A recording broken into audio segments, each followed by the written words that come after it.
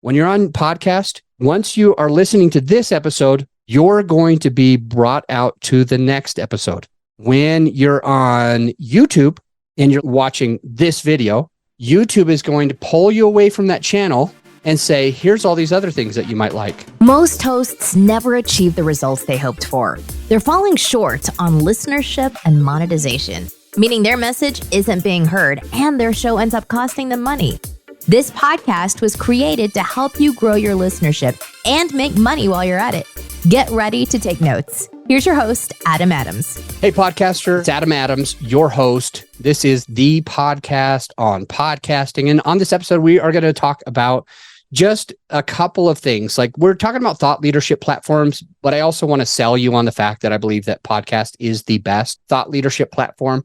I've been trying to write a book for a couple of years. Maybe one of the reasons why a book's not the best is because I have been writing the same book for like 4 years. 4 years straight. No kidding, no joke, no exaggeration. I've been writing the same book for 4 years. I actually have another one that I started 2 years before that. So I've been writing the same two books, one of them for 6 years and the other for 4 years, and neither are finished. So maybe I think that podcasts are better than any other thing because I'm a little biased, because I like to be able to just speak with you. I like to have a conversation with you. And I feel like you can feel my energy. You can feel how I feel about something. You can sense that. And I can portray better directly from my heart to your heart, not just like my brain to your brain, which I think is what usually happens when we are reading. So when you can hear the voice inflections and even see my facial expressions, depending on what platform you're on, I believe it helps you to be able to know, like, and trust me that you and I can work together, and or that you can implement the things that you learn on this podcast and know that they're going to work for you. So we're talking about thought leadership platforms, which are better, which are worse. There's a reason why I knocked the books out. There's also a reason why I'm still writing the books. I do think that they are good. I do think that YouTube can be good. I do think that podcasting is great. I do think that blogging can be good. I do think that being a TikTok influencer might make you money as well. Why do I believe that podcast is the best? And here's the main reason, the first reason, which I think is one of the top. When you have a audio podcast on the audio podcast playing platforms like iTunes, Apple, Spotify, Google, Stitcher, whatever's playing right now, some of those are gone now, or one of them is leaving now. But for example, on Spotify or Apple Podcast, iTunes, once somebody subscribes there, the coolest thing is that they are likely to listen to every single episode of yours. So when you become a podcast host, you have a more intimate relationship with your listener than on any other platform. And I want you to think about that yourself. If you listen to any podcast, including this one, every single day, how do you resonate with that host? Probably pretty well. You get to know them. You get to know their personality. You start to like them. You start to trust them. You might even want to hire them.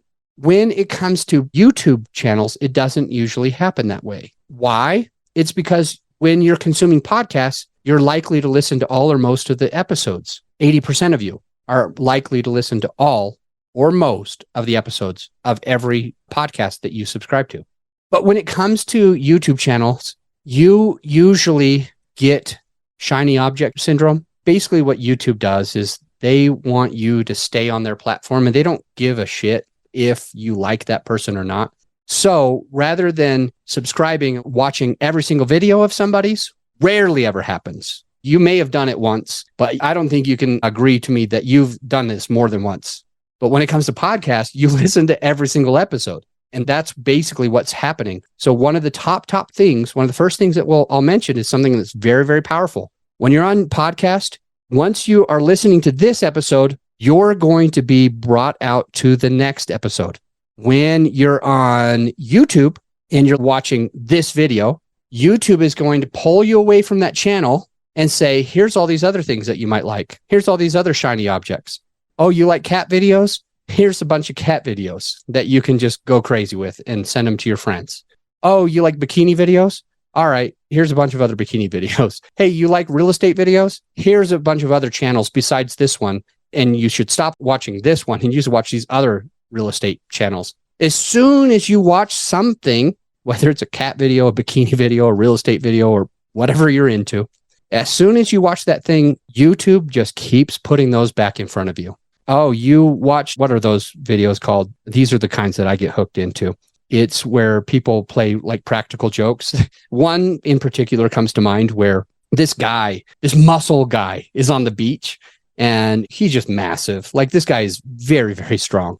And it's so funny because he's taking a shower. Like he went into the ocean and now he's taking a shower. He puts some shampoo in his hair and he goes to rinse it out. And some guy comes up from on top above everything. And he just keeps squeezing shampoo right on that guy's hair. And so it's like a never ending soap. And this guy's just like freaking out. He's like screaming at the world. He's like freaking out. He's like, what kind of shampoo is this? He's like, how is this still happening? So that's the kind that I get stuck into. So I might watch one of those and then YouTube says, all right, Adam likes this kind of stuff. I'm going to keep putting that in front of him. I'm going to keep putting these practical jokes, these things where it's just hilarious and people are just being crazy to each other and it's all for humor. I'm going to keep putting that in front of Adam. So if I go to try to consume your content in your genre, I'm sorry, I'm going to get other content in your genre being pushed in front of me by people who have way more downloads than you. So you might have 500 downloads and that other person might have 1,000. You might have 10,000 downloads and that person has 10 million downloads. And YouTube algorithm is going to say, how do we keep Adam here? Well, I'm going to distract him and I'm going to put him in front of these others. This guy only has 10,000, but this other person over here, they have 10 million. And so I know that that's popular. So instead of putting more of this person's videos in front of him, I'm going to put these other videos. And not only that, I'm probably going to put these hilarious practical joke videos in front of Adam too, because I'm not sure which ones he's going to go for today. Is he going to go for wanting to laugh his ass off, or is he going to go for wanting to keep improving on his insert your thing here? Do real estate? Do you do coaching? Do you mentor? What is your thing? Are you helping people with psychedelics? Are you helping people with investing in the stock market? Are you helping people with, you're an attorney and you've got a podcast on that subject? I'm sorry. YouTube's going to distract me and put me in front of other people that are more popular than you. And they're going to put those other types of videos, whether it's cat videos, bikini videos, these hilarious videos or whatever, that YouTube's going to try to get me to stay on the platform. They're not going to try to keep me watching you. Once you're on podcast, on the audio platforms, and you listen to somebody's audio, what is the podcast playing platform going to put in front of you? The next episode. That's it. They're not trying to distract you. It's not a whole bunch of shiny objects. There's no funny things or bikini things or cat things. It's just the next episode. So that's one of the huge benefits. Another benefit is that there are 12 times the amount of YouTube channels as there are podcasts. So that's 12,000%, I'm pretty sure. You got 12,000% more. Well, if I have a podcast, I don't have a whole bunch of competition yet because there's only 5 million podcasts. There's 60 million YouTube channels. So I got a YouTube channel. I got to compete with 60 million others. If I got a podcast, I only have to compete against 5 million others. Next, when you are on YouTube, what ends up happening is that the consumer has a certain net worth and it's low. I'm sorry to say, but that's just the fact of the matter, is that the average consumer of YouTube has a low net worth. They don't make a lot of money. Random, right? The average listener of podcasts has a high net worth. They make a lot of money. So if you have a product or service that you are supporting for people, like if you're an attorney, you're a podcast agency like me, you're a coach or a mentor for real estate or anything else, you're going to find your person far, far easier on podcast because the average consumer of content on podcast makes a lot more money. So even if you don't have as many listeners, now you probably will because you have less competition, but even if you didn't, then most likely because your person that you're getting in front of makes more money than on YouTube. It's actually the highest net worth platform in the world right now. From all the social media, Facebook, TikTok, everything that you can think of, books, podcast has the highest net worth people. So you're going to be able to sell more products, services, and support them because they're going to be able to have the money to be able to invest in themselves so you can serve them at a higher level. And when you couple it in with the other two things, that they are listening to you over and over and over and not getting distracted by shiny objects like cat videos, bikini videos, and funny videos, or other real estate videos or whatever. Because of that, they're going to be more likely to know, like, and trust you. And so for these reasons, I believe that the podcast playing platform is the best platform right now. The next episode that I have is going to be an interview episode. I do those every other episode. Since this one was like 10 minutes, I want you to feel free to stick around the podcast. Don't go anywhere. I'll see you on the next episode. I know you'll learn something that you need. See you there. Oh, hey, because 3 of my clients came to me recently looking to find a way to have their podcast make them money instead of cost them money. We put together a resource for some of our clients, and I want to give it to you as well. It's something that did actually seem to help, because one of them is now making $2,600 a month. Another one's $4,500 a month.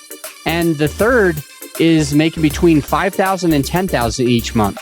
And so it's been a resource that's been incredibly valuable to them. It's our sponsor sheet template.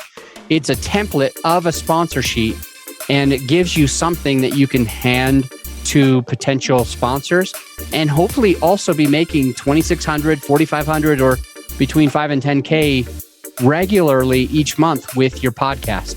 So this has been a contributing factor to helping all 3 of those clients turn their podcast into an additional income stream for them.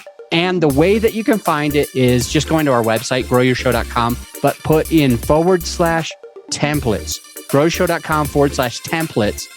And then you can actually download that template and others that could be valuable to your podcasting experience. I'll see you on the next episode.